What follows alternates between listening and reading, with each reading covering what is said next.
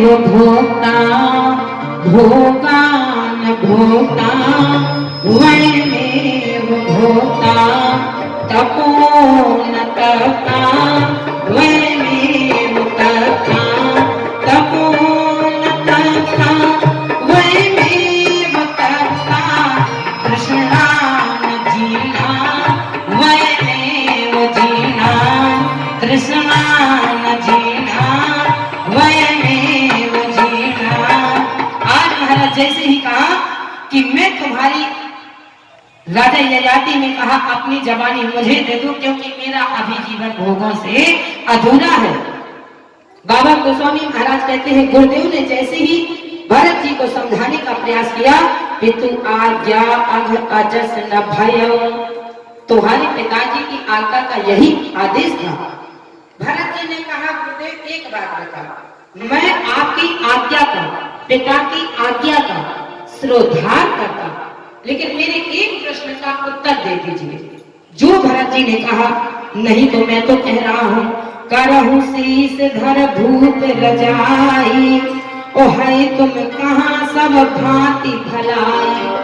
इसमें यदि भलाई है तो एक बात बताइए, मेरे पिताजी ने ये कहा ही नहीं होगा तो दोई चातक देखे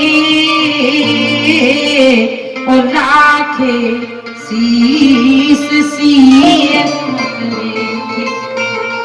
जैसे ही उन कनक बिंदुओं को सोने के जो कानों के घुंघरू गिर गए थे उनको लेकर के श्री भरत जी ने अपने सिर पर रखा और सिर पर रख करके महाराज राम जी और सीता का दर्शन करके और आंखों से झरझर अश्रु बहने लगे। मेरे भैया राम और सीता माता यहाँ कुशा की सैया पर रही, पैदल चल करके आए। कैसी मेरी माँ थी जो महाराज इस तरह से इनको निकाल दिया, बिना पनही के निकाल दिया। भरत जी अताए दुख में डूब करके महाराज विलाप करने लगे। अब मैं घोड़े से नहीं जाऊंगा, हाथी पालकी से नहीं जाऊंगा, पैदल ही भरत चल दिए। और महाराज कहने लगे भरत तीसरे पहर तहां कीन्ह प्रवेश प्रयास।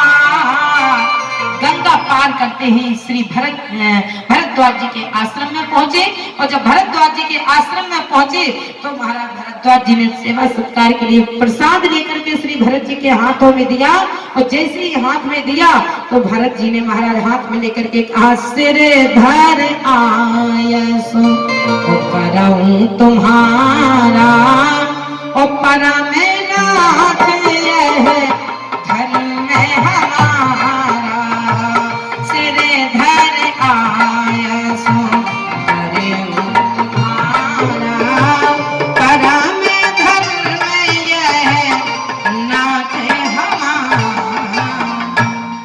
गुरुदेव मैंने आपके प्रसाद को स्वीकार किया और लेकर के सिर पर रख करके और पुनः वापस कर दिया। गृहस्थ कभी संतों के प्रसाद को भला कैसे पा सकते हैं, नियम होते हैं महाराज। मैं आपके प्रसाद को स्वीकार नहीं कर सकता। प्रसाद को स्वीकार तो मैं तब करता जब मैंने अपने बल से, अपने तन से, अपने धन से आपके आश्रम की सेवा की होती, तब तो मैं आपके प्रसाद को स्वीकार करता। जब मैंने अपने बल से, अपने तन से, अपने धन से आपके आश्रम की कोई सेवा नहीं की है तो गुरुवर इस प्रसाद को मैं कैसे स्वीकार कर सकता। सिर पर रख करके अपना धर्म बचाने के लिए श्री भरत जी ने रख करके और महाराज भरद्वाज जी के हाथ में पुनः दे दिया। और जैसे ही कहा महाराज गृहस्थ को संत का तो क्या बोले महाराज तब पाना चाहिए जब अपने किसी भी द्वारा आश्रम की सेवा की हो। और जो महाराज भरत जी ने बोले सिर धरे आये सुकरे तुम्हारा परम धर्म यह है नाथ हमारा राम ही भरत मनावन जाही। और धीरे धीरे झांकी जाकर के श्री वाल्मीकि जी के आश्रम में प्रवेश हुई और वाल्मीकि जी के आश्रम में प्रवेश होकर के बाबा कहते हैं मंदाकिनी पुनीत नहाए मंदाकिनी पुनीत नहाए यहाँ राम रजनी अवशेषा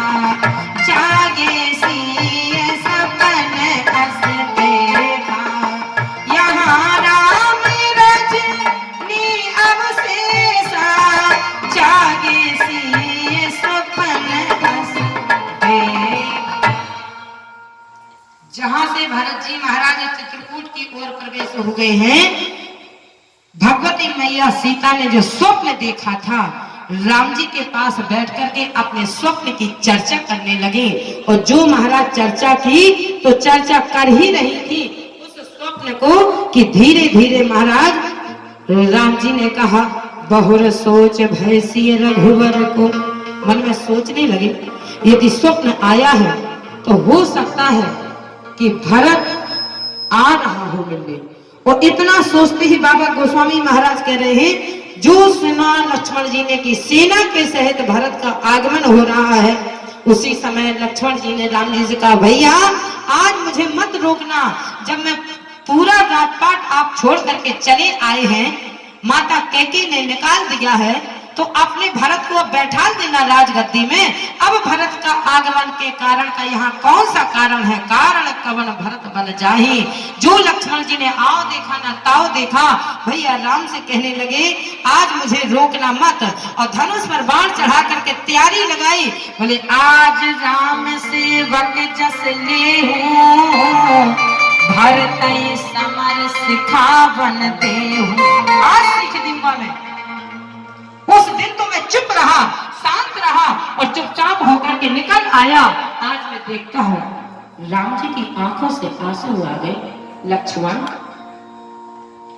भरत जितना मुझे प्रिय है, तुम क्या बात करते हो?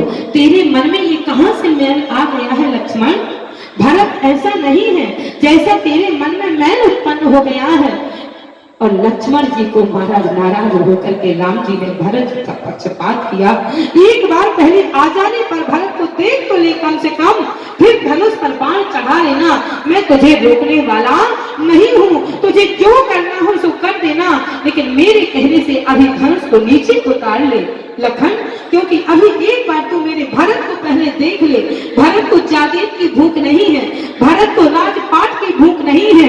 भरत जिस समय अयोध्या से चले थे तो महाराज उस समय बिलाप करके सीधे महाराज गुरुदेव से कहा था, गुरुदेव मैं लोभी हूँ और मैं लोभी नहीं हूँ। महाराज इस परिभाषा में असंचिप्त होकर के गुरुदेव के माथे से पसीना छूट गया था। एक भरत तो बोल क्या रहा है, एक तरफ तो कह रहा है कि मैं लोभी हूँ और एक तरफ कह रहा है कि मैं लोभी नहीं हूं। जैसे ही गुरुदेव से कहा भरत जी ने कि मेरी परिभाषा का मतलब है कि महाराज जहां पर कम मिल रहा हो तो महाराज वो नहीं, जहां ज्यादा मिल रहा हो तो इससे भी बड़ा कोई पद है। हाँ गुरुदेव, इससे भी बड़ा पद मुझे मिल रहा है, इसलिए मैं इस पद को छोड़ रहा हूँ।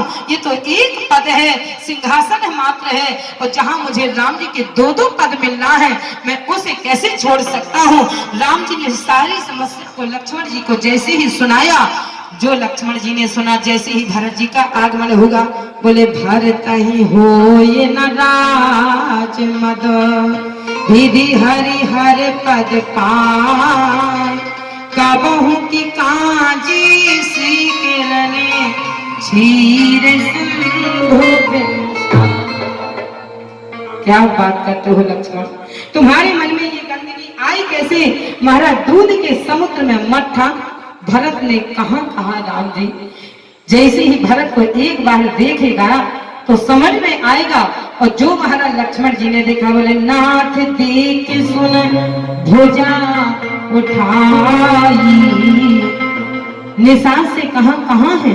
जैसे ही कहा महाराज सामने जो दिव्य दर्शन कराया, बोले, नाथ देखिए बिटप विशाला पाकर जम्बो रसाल तमाला। ये चार वृक्ष राम जी के उस पर्वत के पास लगे हैं जहां राम जी का विराजमान है। वही चार वृक्ष महाराज नीलगिरी पर्वत पर कालभूषण जी के यहाँ लगे हैं। जिन वृक्षों का पौधों का बहुत फल का पुण्य तत्व है, बोले पाकर का लगा है, जम्बो का लगा है, रसाल यानी आम का लगा है और तमाल का लगा है।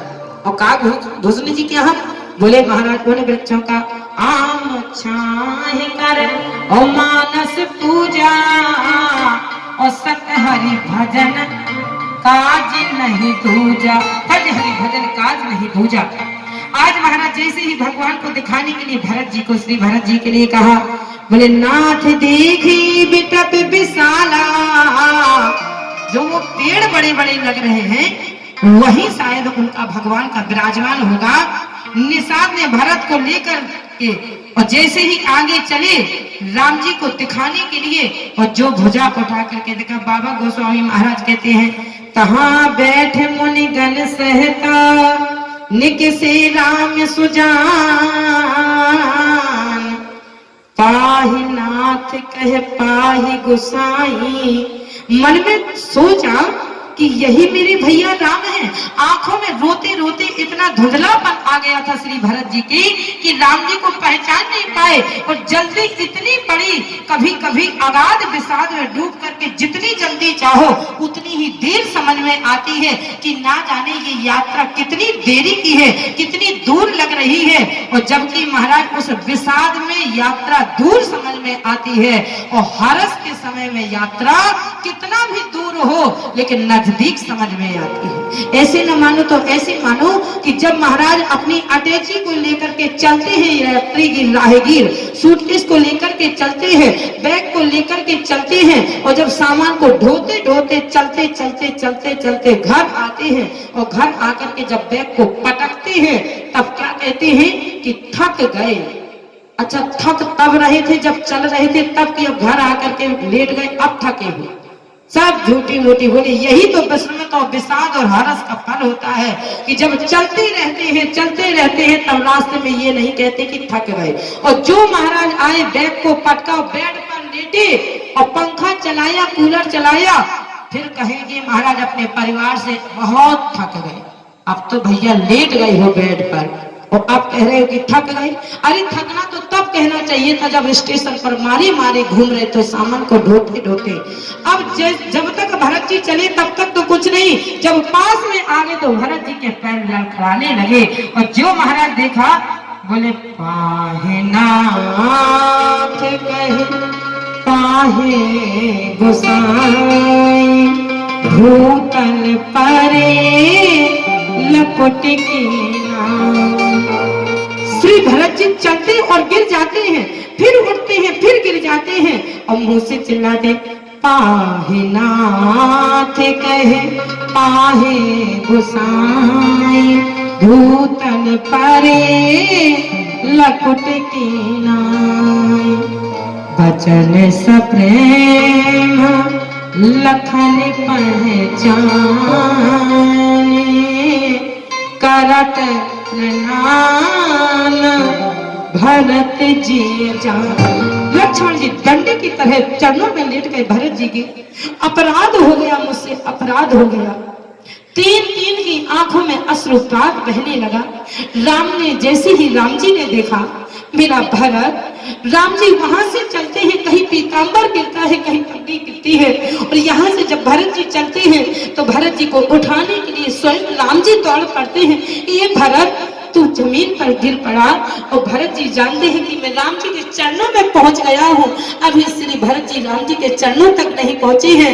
लक्ष्मण जी दौड़ करके आकर के श्री भरत जी के चरणों में गिर जाते हैं। अपराध हो गया मुझसे, अपराध हो गया।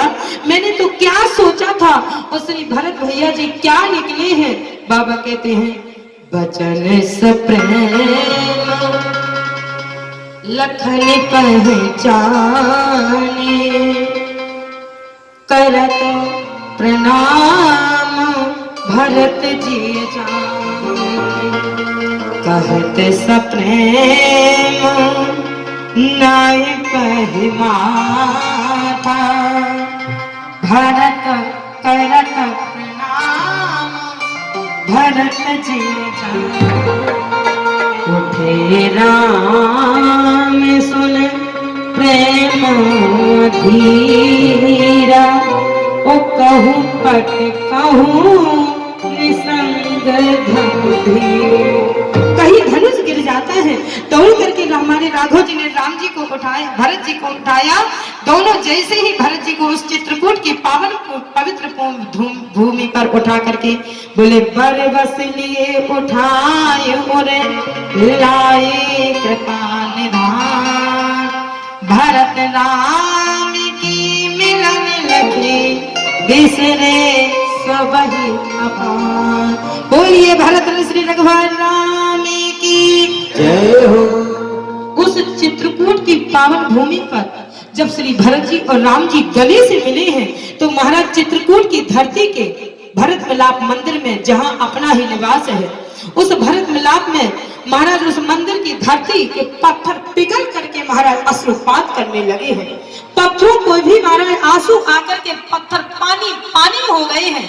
जबकि कहा गया है पत्थर पत्थर होता है, पत्थर कितना कठोर होता है।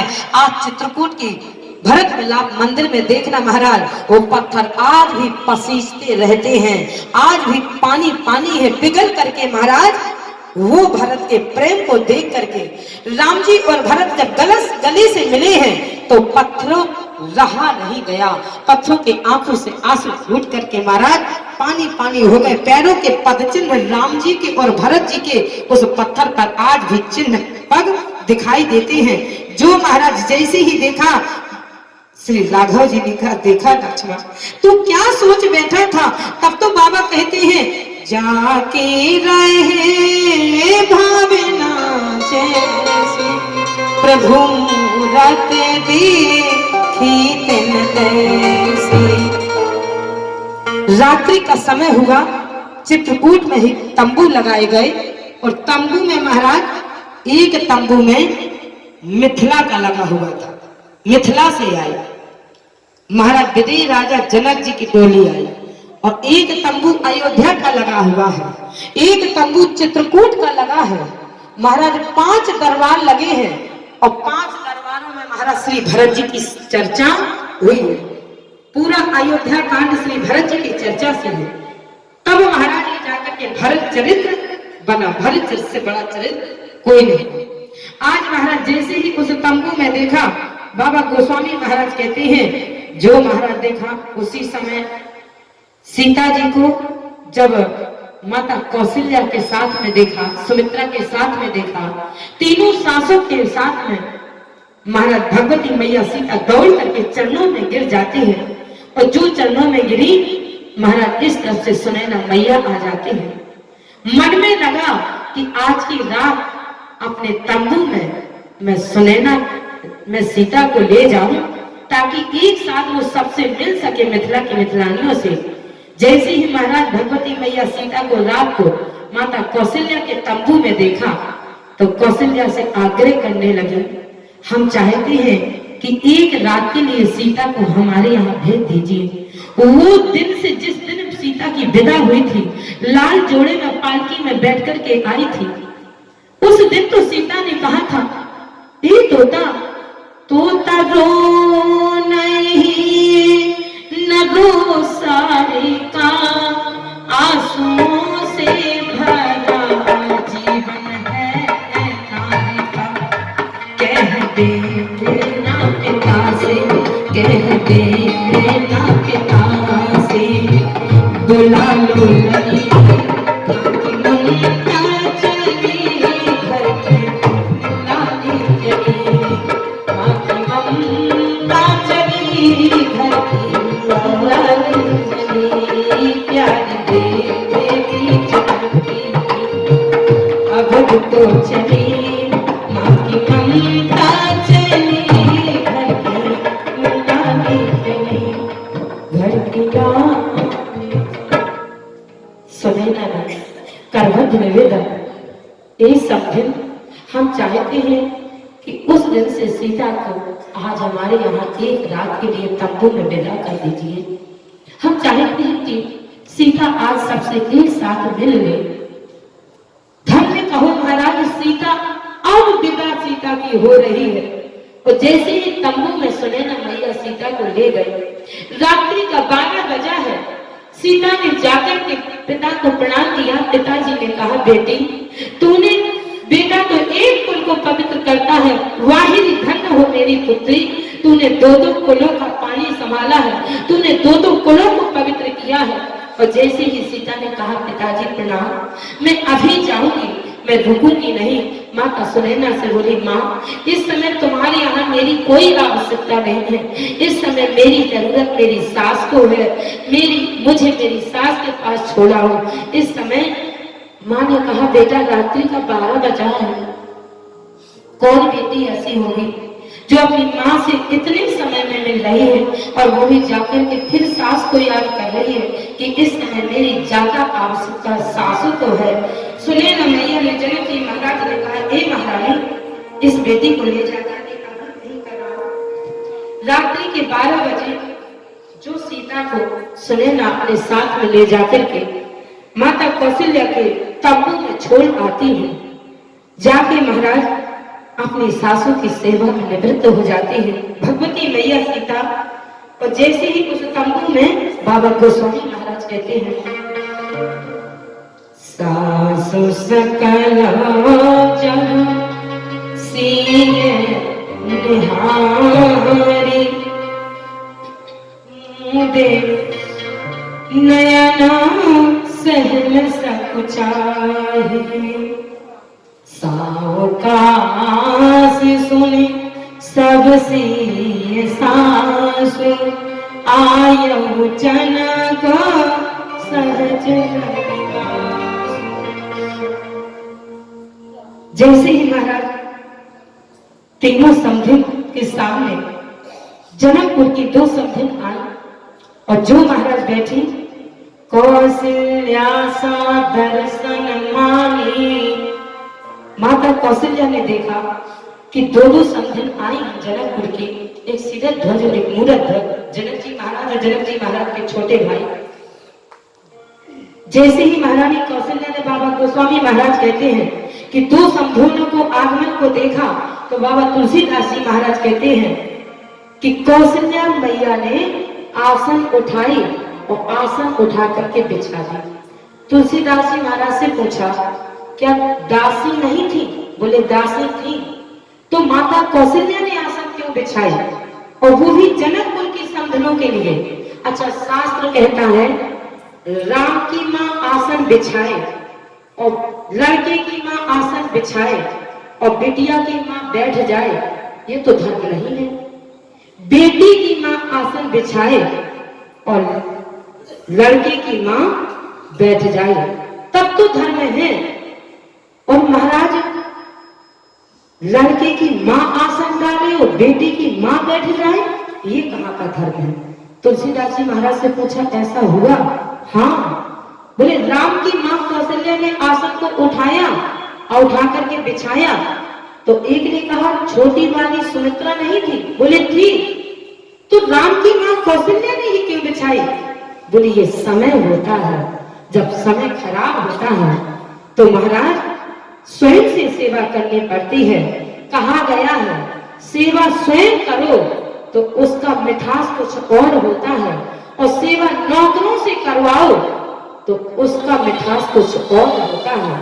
कोई अतिथि अपने यहाँ आए, चाय नौकर से भिजवाओगे तो उसका मिठास अलग होगा और आए हुए अतिथि को चाय अपने हाथ से स्वयं दोगे तो उसका स्वागत और मिठास अलग होगा।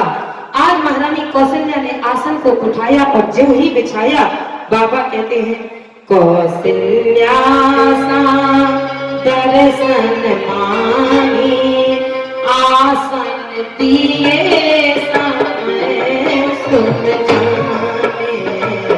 कौशल्या सा दर्शन मानी आसन दिए समय। जैसे ही महाराज आसन को डाला तो सीता जी की मां बैठ गई। अच्छा बैठ गई, बाबा गोस्वामी महाराज कह रहे हैं जैसे ही बैठी और बैठने के बाद बातचीत हुई और बातचीत होने के बाद जब प्रस्थान करने लगे तो महाराज